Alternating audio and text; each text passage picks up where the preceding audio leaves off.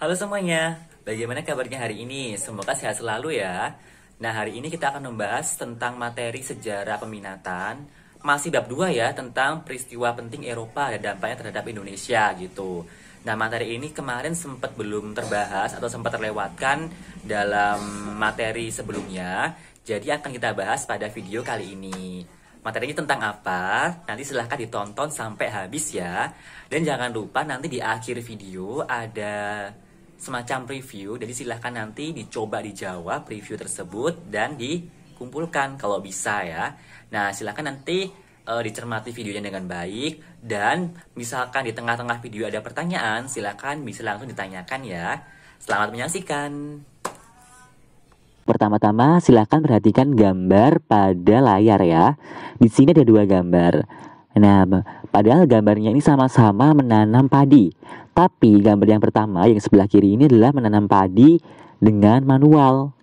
Lalu gambar yang kedua ini adalah menanam padi dengan mesin. Nah, di sini sangat terlihat sekali perbedaannya ya. Gambar yang pertama adalah manual, sedangkan gambar yang kedua menggunakan mesin. Nah, di sini termasuk salah satu contoh dari revolusi industri, yaitu perubahan dari awalnya menggunakan tenaga manusia atau tenaga konvensional, kemudian digantikan dengan tenaga mesin-mesin. Nah, seperti apa sih revolusi industri itu? Mari kita bahas ya.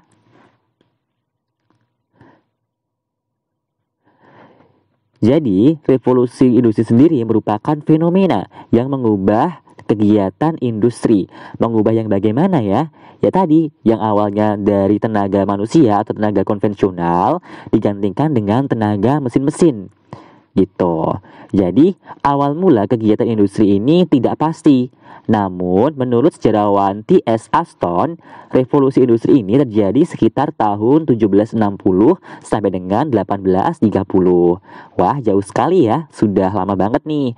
Kemudian, adapun istilah revolusi industri ini diperkenalkan pertama kali oleh Friedrich Engels dan juga Louis Auguste Baldwin pada pertengahan abad ke-19. Seperti itu ya. Lalu, revolusi industri sendiri ditandai dengan berubahnya sistem manual, yaitu yang awalnya dengan tangan atau menggunakan tenaga manusia menjadi sistem mesin, seperti yang terlihat pada gambar tadi, yang awalnya menanam padi dengan tenaga manusia digantikan dengan cara menanam padi menggunakan mesin-mesin. Begitu. Lalu apa aja sih faktor penyebab revolusi industri itu? Nah, yang pertama ialah adanya revolusi agraria. Hayo, kira-kira apa sih yang dimaksud dengan revolusi agraria ini? Nah, revolusi agraria ini adalah revolusi atau perubahan penggunaan lahan pertanian. Perubahannya bagaimana? Nanti akan kita bahas di slide selanjutnya ya. Lalu yang kedua adalah Inggris mempunyai tenaga ahli dalam bidang pertanian. Nah, sehingga di sini nih, para ahli-ahli ini mulai memikirkan cara pengefektifan lahan pertanian nanti. Lalu yang ketiga ialah masyarakat diberi kebebasan berusaha. Nah, makanya masyarakat mulai memikirkan cara-cara baru dalam melakukan hal-hal baik di bidang industri maupun di bidang pertanian. Lalu, Inggris ini memiliki tanah jajahan yang luas, sehingga mau diapakan tanahnya akan dipikirkan oleh para ahli itu. Selanjutnya, kekayaan Inggris juga melimpah. Lalu, Inggris memiliki banyak tenaga kerja yang bersedia digaji murah. Nah, gimana ya? Karena tuntutan ekonomi. Kalau nggak mau ya nggak bisa makan. Otomatis mereka akan tetap mau bekerja walaupun digaji dengan gaji yang murah. Lalu selanjutnya, Inggris mempunyai modal yang cukup besar. Karena memang ya, jajahan Inggris itu sangat luas sekali, sehingga modal yang dimiliki Inggris pun juga cukup besar. Lalu adanya dukungan stabilitas keamanan milik kerajaan Inggris. Kemudian di Inggris berdiri banyak kongsi dagang. Nah, ini adalah faktor penyebab revolusi industri ya. Nah, selanjutnya kita akan membahas tentang faktor pendorong revolusi industri. Kira-kira ada apa aja ya? Yang pertama adalah perkembangan ilmu pengetahuan dan juga inovasi teknologi. Karena tadi di Inggris banyak sekali ilmuwan-ilmuwan, sehingga berkembang pula ilmu pengetahuan dan juga inovasi teknologi yang menyebabkan nanti diciptakan mesin-mesin industri yang mempermudah industri dalam Inggris. Kemudian selanjutnya adalah perubahan fungsi tanah. Lalu yang ketiga ialah pengaruh paham-paham baru dalam bidang perekonomian seperti liberal, kapitalis maupun merkantilisme. Nah, di sini ada 2 tahapan revolusi agraria ya, seperti yang dijelaskan tadi. Jadi, revolusi agraria itu adalah perubahan fungsi lahan pertanian. Nah, revolusi agraria yang pertama ini adalah tahapan terjadinya perubahan penggunaan tanah yang semula hanya untuk pertanian menjadi usaha pertanian, pekebunan, dan juga peternakan yang terpadu. Jadi, tidak hanya untuk misalkan sawah ya. Misalkan sawah ini tidak hanya untuk menanam sawah aja. Sawah juga dimanfaatkan untuk perkebunan. Misalkan di galangan sawah itu ditanami tanaman cabai atau tanaman sayur-sayuran lainnya.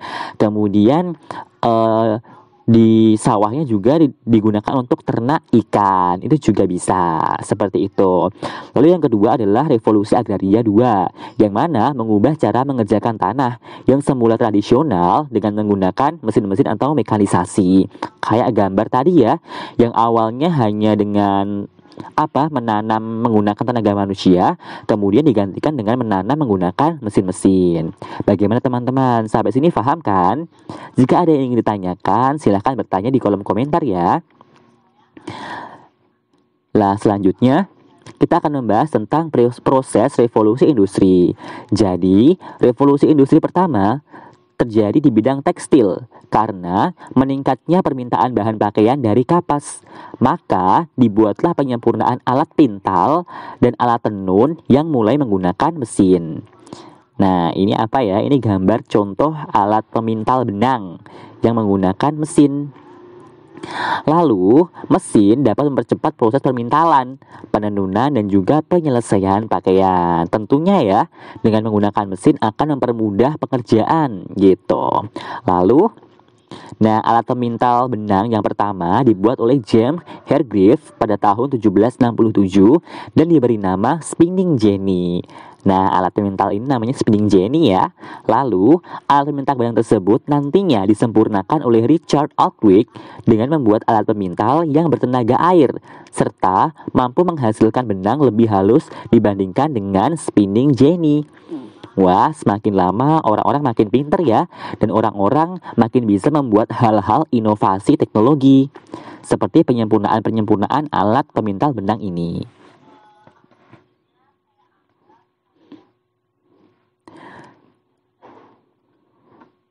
Selanjutnya kita akan membahas tentang proses revolusi industri.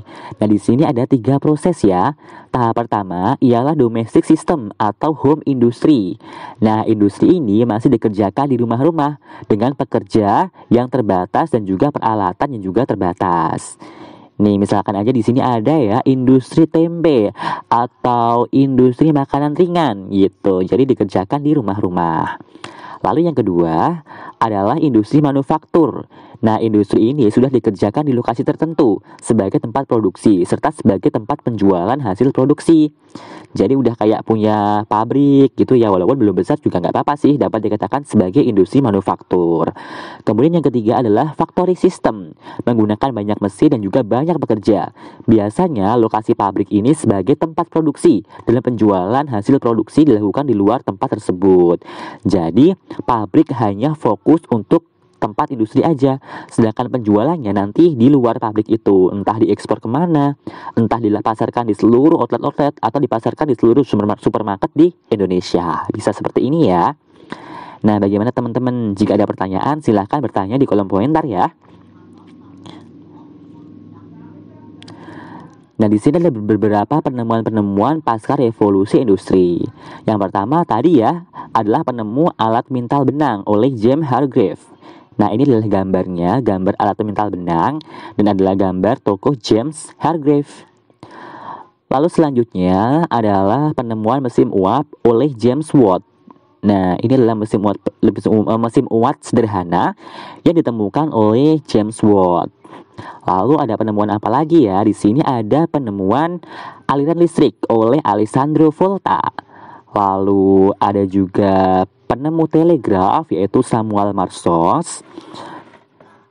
Lalu ada penemu telepon Alexander Graham Bell. Nah, jika teman-teman ingin lebih tahu lagi tentang penemu-temu ini, teman-teman dapat mencari secara mandiri ya di Google tentang tokoh-tokoh dan penemuan-penemuannya pasca revolusi industri.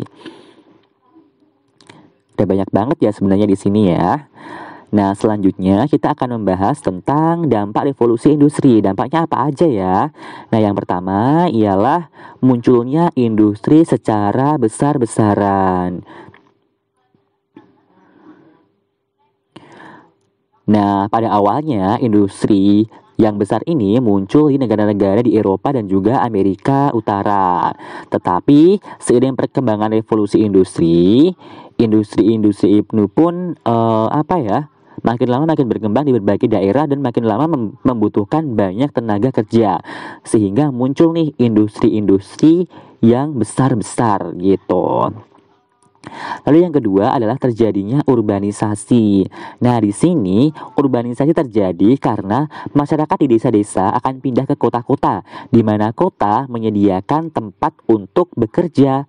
Ada pabrik-pabrik besar di kota, ada industri-industri besar di kota, sehingga orang-orang berbondong-bondong pergi ke kota untuk mencari pekerjaan.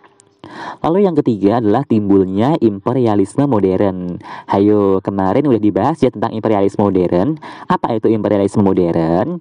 Jadi imperialisme modern ini adalah negara jajahan itu dijadikan sebagai tempat untuk memasarkan hasil industri. Jadi tidak hanya menjajah di negara jajahan itu, tetapi juga memasarkan hasil industrinya gitu. Jadi imperialisme ini sudah bermotif ekonomi ya, tidak hanya menguras habis dan menguasai, tetapi juga untuk memasarkan hasil industri. Lalu selanjutnya adalah terjadi perubahan sistem sosial kemasyarakatan. Nah, di sini muncul kelas-kelas baru di dalam masyarakat. Biasanya pembagian kelas ini tidak lagi didasarkan pada kepemilikan tanah. Kalau sistem feodal itu masih berstatus kepemilikan tanah. Dia yang mempunyai tanah yang banyak, maka status sosialnya itu akan tinggi. Tetapi semenjak revolusi industri sudah berbeda ya. Jadi ada namanya ini nanti ada kaum majikan dan juga kaum buruh gitu. Kelas sosialnya kelas majikan sama kelas buruh. Adapun kaum buruh ini biasanya adalah pekerja-pekerja di pabrik-pabrik gitu. Lalu muncul paham-paham baru nih. Di sini ada muncul paham-paham baru seperti paham kapitalisme dan juga sosialisme.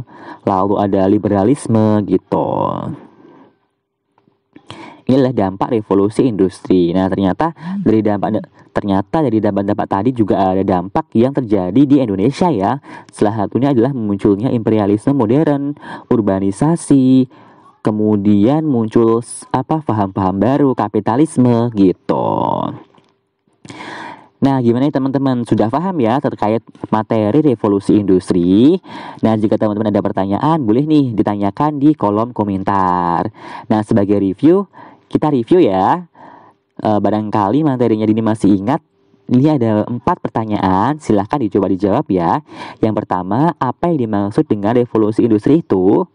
Lalu yang kedua, apa saja faktor pendorong revolusi industri itu? Yang ketiga, sebutkan contoh penemuan revolusi industri apa aja ya. Tadi udah jelaskan ya penemuan-penemuannya. Mungkin bisa dilengkapi lagi ya di sini. Lalu yang keempat ada dampak revolusi industri bagi Indonesia. Kira-kira apa ya? Tadi juga udah disinggung. Nah, silahkan coba di-review ya teman-teman ya. Nah, mungkin cukup sekian dulu. Jangan lupa di-review dan mungkin jika ada yang ditanyakan bisa ditanyakan ya. Terima kasih. Wassalamualaikum warahmatullahi wabarakatuh.